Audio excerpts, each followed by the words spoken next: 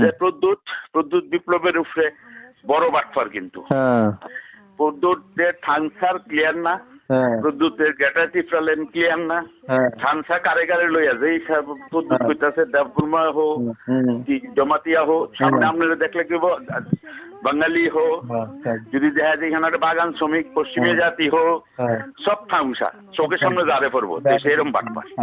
তো তার থানসারও কোনো ডেফিনিশন নাই, তার গ্যাটাটি ফেলেন্ডের কোনো ডেফিনিশন নাই, এবং তার সব লিডাররা তার উপরে হোস্টাইল, কিন্তু বিকল্প নাই। বিকল্প মানে বিজেপি করতো না তারা। এই যে আজকে তারা লোক আমি কথা কইছি, তারপরে আপনার ওই খ্রিস্টান মিশনারিরা যে মেইন সংগঠনটা দেখে, এটা আরেক অগুরদেব বর্মা, এটা হচ্ছে কারজলা জম্পুই জলা, এই অগুরদেব বর্মা আসলো, দীর্ঘক্ষণ কথা কইছে, এবং মানে পুরো নেটওয়ার্কটা আমার জানা আছে কোথায় কি কি আছে, প্রদ্যুৎরা কাউন্টার করা যাইব।